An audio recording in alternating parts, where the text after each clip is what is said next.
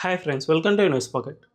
జనరల్గా ఏ రాష్ట్రాలైనా ఏ దేశాలైనా మారుతున్న కాలానికి తగ్గట్టు తమ ఆర్థిక విధానాలను మార్చుకుని అభివృద్ధి వైపుకు దూసుకు వెళ్ళడానికి ప్రయత్నాలు చేస్తూనే ఉంటాయి. గతంతో అంటే ఒక 20-30 ఏళ్లతో పోలిస్తే ఇప్పటి ఉన్న పరిస్థితి అప్పటికంటే చాలా మెరుగ్గా ఉండే విధంగానే అన్ని రాష్ట్రాలు లేదంటే కేంద్ర ప్రభుత్వాలు చూసుకుంటూ ఉంటాయి. కానీ వెస్ట్ బెంగాల్ మాత్రమే దీనికి భిన్నంగా ప్రయాణిస్తోంది. అన్ని రాష్ట్రాలు అభివృద్ధిలో ముందుకు దూసుకు వెళ్తూ ఉంటే వెస్ట్ బెంగాల్ మాత్రం అభివృద్ధిలో వెనక్కి వెళ్తున్న పరిస్థితి నెలకొంది. తాజాగా ఆ రాష్ట్రంలోని గణాంకాలను చూసుకుంటూ ఉంటే 1960 ఆ టైంలో అంటే బ్రిటిష్ ఎరా ముగిసిపోయిన ఒక 10 ఏళ్ల తర్వాత వెస్ట్ బెంగాల్ రాష్ట్ర ఆర్థిక పరిస్థితి చాలా మెరుగ్గా ఉండేది. ఆ రాష్ట్రం భారతదేశంలోనే ఒక రిచెస్ట్ రాష్ట్రంగా మూడవ పొజిషన్లో ఉండేది. అంటే ఆ రాష్ట్రంలో ప్రతి ఒక్కరూ దేశ తలసరి ఆదాయం ₹100 ఉంటే అక్కడ ₹127. అంటే మనందరం ₹100 సంపాదిస్తే వాళ్ళు మనకంటే ₹27 ఎక్కువగా సంపాదించేవాళ్ళు. కానీ ఇప్పుడు ఆ రాష్ట్ర పరిస్థితి ఎంత అధ్వానంగా తయారైందంటే దేశ తలసరి ఆదాయం ₹100 ఉంటే ఆ రాష్ట్రంలో జస్ట్ ₹83 మాత్రమే సంపాదిస్తూ ఉన్నారు. అంటే మనందరం ₹100 సంపాదిస్తూ ఉంటే వాళ్ళు జస్ట్ ₹83 అంటే ₹16 తక్కువగా సంపాదిస్తూ ఉన్నారు. 1960తో పోలిస్తే అప్పుడు 127 - 83 అంటే ₹44 తక్కువగా వాళ్ళ ఆదాయాన్ని ప్రతి నెల వాళ్ళు జేబులో వేసుకుంటూ ఉన్నారు. అంటే వెస్ట్ బెంగాల్ రాష్ట్ర ఆర్థిక పరిస్థితి ఎంత అధ్వానంగా తయారైందో అర్థం చేసుకోవచ్చు.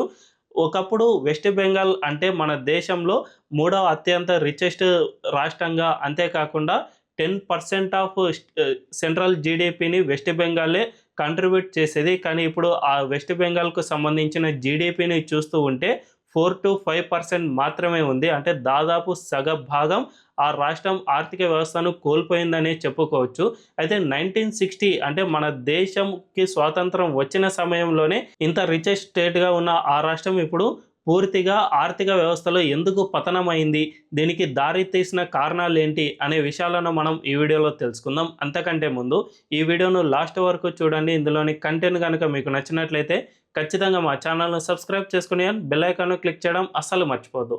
ఇక డీటెయిల్స్లోకి వెళ్తే, జనరల్గా ఏ రాష్ట్రమైనా కానీ అభివృద్ధిలో దూసుకుపోతూ ఉంటుంది. కానీ వెస్ట్ బెంగాల్లో మాత్రం పరిపాలన అనేది చాలా అధ్వానంగా తయారైంది. ముఖ్యంగా 1960లో ఆ రాష్ట్రం మన దేశంలో మూడవ రిచెస్ట్ కంట్రీగా ఉన్న ఆ రాష్ట్రం ఆ తర్వాత మెల్లిమెల్లిగా డిక్లైన్ అవుతూ వచ్చింది. ముఖ్యంగా 1970 ఆ తర్వాత దీని డౌన్ఫాల్ అనేది ఎక్కువగా స్టార్ట్ అవుతూ వచ్చింది. 1980 అండ్ 81 ఆర్థిక సంవత్సరానికి వచ్చేసరికి వెస్ట్ బెంగాల్లో ఫర్ ది ఫస్ట్ టైం 96%కు డౌన్ అయింది. అంటే అంతకుముందు 127% ఆదాయం వస్తున్న ఆ రాష్ట్రానికి ఇప్పుడు 96%కు డౌన్ అయింది. దేశ తలసరి ఆదాయం కంటే 4% ఆ రాష్ట్రం దిగజారిపోయింది. ఇది డెత్ క్రాస్ అని చాలామంది ఆర్థిక నిపుణులు అభివర్ణిస్తూ ఉంటారు. అంటే అంత పెద్దగా ఇది డిక్లైన్ అవుతూ వచ్చింది. ఆ తర్వాత ఇలాగే కొనసాగుతూనే వచ్చింది. తర్వాత ఇప్పుడు 2024 ఈ సమయానికి వచ్చేసరికి ఆ రాష్ట్రం ఏకంగా 83%కు పడిపోయింది దాని తలసరి ఆదాయం. దీన్ని బట్టి చూసుకుంటే వెస్ట్ బెంగాల్లో ఎంతగా నష్టపోయిందో అర్థం చేసుకోవచ్చు. అయితే దీనంతటికీ ప్రధాన కారణాలు లేకపోలేదు. ముఖ్యంగా ఆ రాష్ట్రంలో కమ్యూనిస్టు పార్టీ అనేది స్వతంత్రం తర్వాత నుంచి చాలా బలంగా ఉంది. ఆ కమ్యూనిస్టు పార్టీ మూలాలు ప్రతి ఒక్క చోట అక్కడ కనిపిస్తూ ఉంటాయి. ముఖ్యంగా పారిశ్రామిక రంగం ఎక్కడైతే ఉందో అక్కడ కమ్యూనిస్టు పార్టీలకు సంబంధించిన సంఘాల ప్రభావం చాలా అంటే చాలా ఎక్కువగా ఉంటుంది. జనరల్గా మనం కేరళలో నొక్కు కూలీ అనేది ఇప్పటికీ చూస్తూ ఉంటాం. ఇలాంటి కూలీలతో పాటు అక్కడ ఈ కమ్యూనిస్టు సంఘాలన్నీ కూడా పారిశ్రామికీకరణకు చాలా అడ్డంకులు సృష్టిస్తూ వచ్చాయి. ముఖ్యంగా మాకు ఎక్కువగా వేతనాలు చెల్లించాలి, మేము తక్కువ టైమే పని చేస్తాం, అంతేకాకుండా ఉత్పత్తిపై మాకు టార్గెట్లు ఇలాంటివి ఏవి పెట్టకూడదు, ఇలాంటి అనేక షరతులు విధిస్తూ వచ్చారు. తద్వారా ఆ రాష్ట్రాన్ని ఎంచుకోవాల్సిన కంపెనీలన్నీ కూడా ఆ రాష్ట్రం నుంచి బయటికి రాసాగాయి. ముఖ్యంగా కమ్యూనిస్టులు ఏకంగా ఆ రాష్ట్రాన్ని 25 సంవత్సరాల పాటు పరిపాలిస్తున్న నేపథ్యంలో పూర్తిగా ఆర్థిక వ్యవస్థ దిశగా పతనం అవుతున్న పరిస్థితి నెలకొంది. 1991లో పివి నరసింహారావు నేతృత్వంలో మన దేశంలో ఆర్థిక సంస్కరణలు భారీ ఎత్తున కొనసాగాయి. అప్పటి వరకు లైసెన్స్ రాజు మొత్తాన్ని రద్దు చేసి పూర్తిగా విదేశీ పెట్టుబడులు లేదంటే ప్రైవేటీకరణ చేయడం స్టార్ట్ చేశారు. అందువల్లనే మన భారతదేశంలో అనేక రాష్ట్రాలు, ముఖ్యంగా సౌతర్న్ రాష్ట్రాలు అన్నీ కూడా అభివృద్ధి వైపునకు దూసుకు వెళ్తూ ఉండడం స్టార్ట్ అయింది. తద్వారా గతంతో పోలిస్తే 1991 కంటే ముందుతో పోలిస్తే ఇప్పుడు అన్ని రాష్ట్రాలు ఆర్థికంగా చాలా అంటే చాలా మెరుగవుతూ వచ్చాయి. కానీ వెస్ట్ బెంగాల్ మాత్రం ఈ సంస్కరణల దిశగా ఒక్కటంటే ఒక్క ప్రయత్నం సైతం చేయలేదు అని స్పష్టంగా అర్థమవుతుంది. కమ్యూనిస్టులు పూర్తి పాత విధానాలనే అవలంబించడం, అంతేకాకుండా పెట్టుబడులు పెట్టేందుకు ఏదైనా కంపెనీ ముందుకు వస్తే వాళ్ళ నుంచి లంచాలు తీసుకోవడం, ఆ తర్వాత కమ్యూనిస్టు పార్టీ సంఘాలకు కొద్దిగా ప్రతి నెల వాళ్ళకు కొద్ది మొత్తం చెల్లించాల్సి రావడం, అంతేకాకుండా వాళ్ళు కావాల్సినంత వేతనాలను వాళ్ళకి చెల్లించాల్సి రావడం, ఇలాంటివి చాలానే జరిగాయి. తద్వారా ఆ రాష్ట్రంలో ఇప్పటికీ కూడా ఫ్యాక్టరీలు పెట్టాలంటే భయపడే పరిస్థితి నెలకొంది. ముఖ్యంగా 2012లో అంటే 2011లో మమతా బెనర్జీ ఆ రాష్ట్రంలో అధికారంలోకి వచ్చారు. అధికారంలోకి రావడానికి అక్కడ ప్రధానంగా నందిగ్రామ్ మూవ్మెంట్ అనేది ఆ టీఎంసీ పార్టీకి చాలా అంటే చాలా కీలకంగా ఉపయోగపడింది. ఈ నందిగ్రామ్లో టాటా కంపెనీకి సంబంధించిన నానో కార్ల తయారీ ప్లాంట్ను అక్కడ ఏర్పాటు చేయాలి అని అప్పట్లో రతన్ టాటా భావించారు. మనందరికీ తెలుసు, అప్పట్లో టాటా నానో కార్లకు ఉన్న విపరీతమైన డిమాండ్ వల్ల పూర్తిగా దేశవ్యాప్తంగా కొన్ని ప్లాంట్లను ఏర్పాటు చేయాలని భావించడం, అందులో వెస్ట్ బెంగాల్ను ఎంచుకోవడంతో అక్కడ ఈ మమతా బెనర్జీ అండ్ సువేందు అధికారి ఇప్పుడు బీజేపీ పార్టీలో ఉన్నారు. ఆయన కూడా మమతా బెనర్జీకి అప్పట్లో ప్రధాన అనుచరుడిగా ఉండేవారు. వీళ్ళిద్దరూ కలిసి నందిగ్రామ్ మూవ్మెంట్ను పెద్ద ఎత్తున ప్రజల్లోకి తీసుకెళ్లారు. మీ భూములన్నీ లాగేసుకుంటూ ఉన్నారు, మీ వ్యవసాయ భూములన్నీ అన్యాక్రాంతం అయిపోతాయి, మీరంతా అన్యాయం అయిపోతారు అనే విధంగా అక్కడ పెద్ద ఎత్తున మూవ్మెంట్ తీసుకురావడంతో ఇక నానో ప్లాంట్ మొత్తాన్ని మూసివేసి దాన్ని గుజరాత్కు తరలించారు. ఈ విధంగా కొన్ని రాష్ట్రాలలో పెట్టుబడులను ఆకర్షిస్తూ ఉండగా ఆ రాష్ట్రాలు అభివృద్ధిలోకి వచ్చాయి. వెస్ట్ బెంగాల్ లాంటి రాష్ట్రాలు పెట్టుబడులను తన్ని తరిమేయడం వల్ల ఈ రాష్ట్రాలు నష్టపోతూ వచ్చాయి. రీసెంట్గా అంటే పాత విషయాలు అప్పట్లో జరిగాయి అని అనుకుంటే పొరపాటే.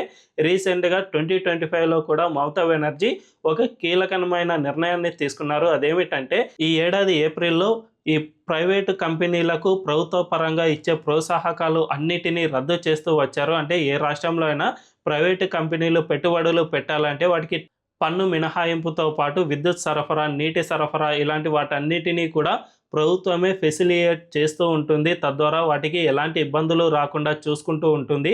అప్పుడు మాత్రమే కొన్ని ప్లాంట్లు ఆయా రాష్ట్రాలకు రావడానికి వీలవుతూ ఉంటుంది. కానీ మమతా బెనర్జీ వీటికి సంబంధించిన పూర్తి ప్రోత్సాహకాలు అన్నిటినీ రద్దు చేసేశారు. ఇకపై నుంచి ప్రభుత్వం నుంచి అందే ఎటువంటి పన్ను మినహాయింపు కానీ లేకపోతే ఎటువంటి ఇతరత్ర అవసరాలు కానీ ఈ ప్రైవేటు కంపెనీలకు అందవు అనే విధంగా మమతా బెనర్జీ నిర్ణయం తీసుకున్నారు. ఎందుకంటే ఈ ప్రైవేటు కంపెనీలకు ఇచ్చే ప్రోత్సాహకాలు కాకుండా ఆ డబ్బులన్నిటినీ కూడా ప్రభుత్వ పథకాలకు, ఉచిత పథకాలకు మళ్లించడం స్టార్ట్ చేశారు. తద్వారా ఆ రాష్ట్రంలో ఉన్న కంపెనీలకు మరింత ఒత్తిడి చేకూరింది.